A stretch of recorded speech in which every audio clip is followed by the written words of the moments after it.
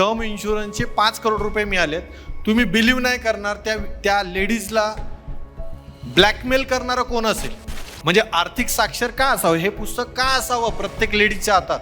बोललं जायचं की तुमच्याकडे एक लॉयर मित्र असायला पाहिजे, एक डॉक्टर मित्र असायला पाहिजे, एक पोलीसवाला मित्र असायला पाहिजे, पण एक फिनान्शियल ॲडवायझर पण असायला पाहिजे. भारताला आर्थिक साक्षर करायची चळवळ चालू केली आहे आम्ही. महाराष्ट्राला आर्थिक साक्षर करायची चळवळ केलेली आहे, बरोबर. म्हणजे नामांकित कंपनी यांच्याकडे रोज 100 क्लेम सेटल होतात. हे पुस्तकाची किंमत आहे 399 रुपये. पण तुम्हाला माहिती आहे का, जर तुमच्या आयुष्याची 20 वर्ष जर बाकी असतील तर प्रत्येक वर्षी जर आपण या पुस्तकाचा जर वापर केला तर 18 रुपये किंमत आहे वर्षाला. आज आपण काही झालं तर चॅट जीपीटीला विचारतो, पण चॅट जीपीटी जे उत्तरं देतो ती खरी असतील, सोर्स व्यवस्थित असेल याचं काही माहिती नाही. म्हणजे आम्ही खूपदा बोलत असतो की कुठच्या तरी MLM कंपनीचा आपण यूट्यूबवर व्हिडिओ बघतो आणि तिथे दिलं असतं की 30 दिवसात 10 किलो वजन कमी करा. इथे डॉक्टर मंडळी खूप बसलेली आहेत, कोणताही MD डॉक्टर येऊन सांगणार नाही की 30 दिवसात 10 किलो वजन कमी करा. आणि एक जस्ट जाता जाता एक केस स्टडी मला सांगायची आहे, ज्याच्यावर योगेश आणि मी काम केलं होतं. आणि किती भयानक केस स्टडी असू शकते जी हितेश माळी सरांनी सांगितली. आणि त्या गोष्टीवर पुण्यातली जी केस स्टडी आहे, म्हणजे फिनान्शियल ॲडवायझरचा रोल किती महत्त्वाचा असतो. योगेशने आणि मी त्याच्यावर काम केलं होतं. हितेश सर, श्रीनिवास सर, एक पुण्यातले नामांकित डॉक्टर एक्सपायर झाले की कार ॲक्सिडेंटमध्ये तर डॉक्टर एक्सपायर झाले. आणि दुसऱ्या दिवसापासून जशी हितेश सरांनी जी केस स्टडी सांगितली, महिन्याला 25 ते 50 लाख रुपये कमवणारे डॉक्टर, त्यांची वाईफ पण डॉक्टर, आणि त्यांना विचारलं तर ते बोलतात मला काहीच माहिती नाही, हजबंड सगळे बघत होते. टर्म इन्शुरन्सचे 5 करोड रुपये मिळाले. टर्म इन्शुरन्सचे 5 करोड रुपये मिळालेत. तुम्ही बिलीव्ह नाही करणार, त्या लेडीजला ब्लॅकमेल करणारा कोण असेल की हे पैसे आम्हाला दे. माहिती आहे तुम्हाला, तिचे आई आणि 2 भाऊ. तुम्ही बिलीव्ह करू शकता का, जेव्हा एखाद्या लेडीजच्या हातामध्ये पैसे येतात तिला सर्वात सेफ ठिकाण कुठचं वाटेल, माहेर वाटेल की नाही.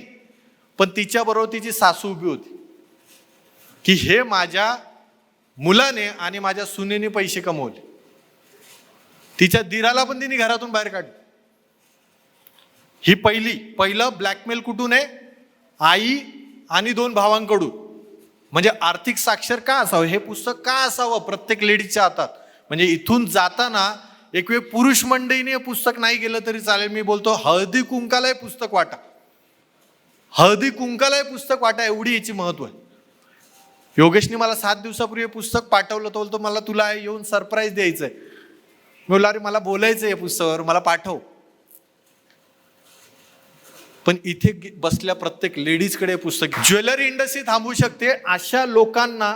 म्हणजे आमचे काही लोक अशी आहेत इथे गलाई बांधव बसलेत, म्हणजे ते जे गोल्डचा किंवा सिल्वरचा रेट ओपन करतात तर त्या मार्केटला तो रेट बनतो, अशी लोक आहेत. पण त्या लोकांकडे जेव्हा योगेश जातो, हे लोक मोबाईल फोन सव्वा 1.5 लाख, मी कुणाची हे करत नाही, फॉर्च्युनर गाड्या घेऊन फिरणारी लोक आहेत. पण हेल्थ इन्शुरन्स काढायला बोलतात हे पैसे वाया जातात, तुम्ही फ्रॉड लोक आहे. इथे HDFC लाईफचे सर आहेत, बरोबर. म्हणजे नामांकित कंपनी यांच्याकडे रोज 100 क्लेम सेटल होतात. म्हणजे अशा पद्धतीचं हे काम आहे. आणि मला वाटतं हे पैशाचं शहाणपण, म्हणजे जीवनामध्ये कुठचाही तुम्हाला आर्थिक अडचण घ्यायची आहे, ती आर्थिक अडचण त्या चॅप्टरच्या समोर बघायची आहे. आणि तो चॅप्टर वाचला तर मला वाटतं जीवनात कोणताही प्रॉब्लेम तुम्हाला आर्थिक शहाणपणाची गरज नाही. म्हणून बोललं जातं हितेश सरांनी जे आम्हाला गेले 10 वर्ष दिलंय त्यामुळे आम्ही तुमच्यापर्यंत पोहोचतोय. आणि योगेशचं काम जर तुम्ही मला खूप सारे फोन आम्हाला, म्हणजे माझ्या क्लायंटचे त्याला जातात, त्याच्या क्लायंटचे मला होतात, अरे योगेश कदमकडे दिलंय. नो प्रॉब्लेम, आमचे गुरु एकच आहेत. काय काम स्टेटमेंट बघायची पण गरज नाही. त्यामुळे एक आहे तर पहिली मीटिंग म्हणजे डॉक्टरकडे आपण हजबंड वाईफ एकत्र जातो, पण फिनान्शियल ॲडवायझरकडे मला वाटतं या पद्धतीचा 16 झालेला आहे. आणि कराडमध्ये हितेश सरांनी सांगितलं की दिल्ली मुंबई सारखा प्रोग्राम आज इथे कराडमध्ये होतो, याला धाडस लागतं.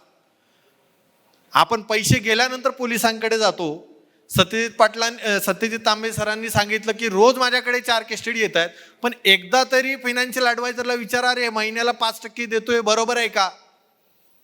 तुम्ही घर घेताना रेरा नोंदणी नसलेल्या बिल्डरकडे तुम्ही घर घ्याल का?